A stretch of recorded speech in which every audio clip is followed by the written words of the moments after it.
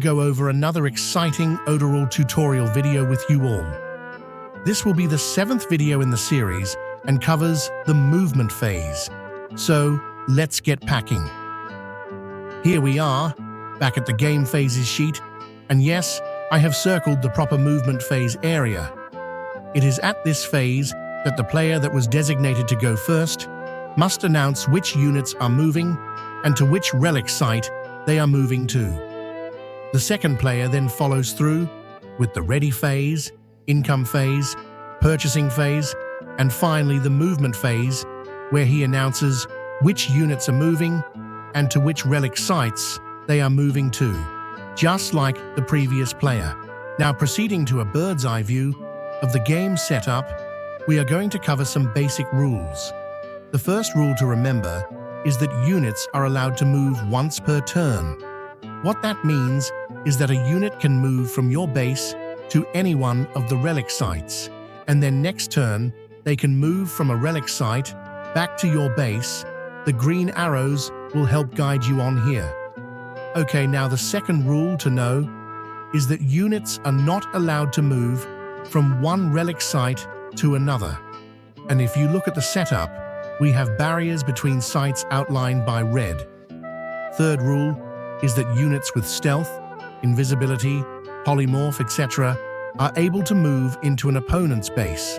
But note, these units risk a 25% chance of getting caught and instantly getting killed by an opponent's sentry as they try to infiltrate an enemy base. Now, we need to cover retreating, attacking, and reinforcing. Retreating occurs when a player occupying a relic site decides to flee back to his base before his opponent moves into that same relic site. This is where initiative comes into play, and the player designated to move first gets to move his units safely home. If a player was designated to move second, and the opponent moves into the territory, then those units at the site are locked into battle and can't retreat. But if the opponent decides not to move into that occupied relic site, then the second player can retreat to base. Now, let's go over attacking, which happens when a player moves into a territory that is occupied by his opponent. Note that if the attacking player was designated as the player to move first during this turn, they can move into an occupied territory, locking in any opponent units at that location, and a battle will occur.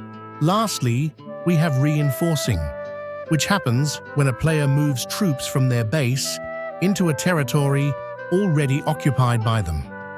Reinforcing can help when you are moving secondly and your opponent locks in your units at a relic site and they could not retreat.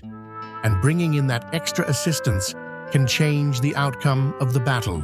Well, we have come to the end of the video, and more videos on the battle phase will be dropping soon. Also, the release date on Kickstarter has been pushed back to the end of March. Fingers crossed. So thanks for watching, and don't forget to like and subscribe to the channel. And if you would like to join the community, please click the link below to join our Discord server.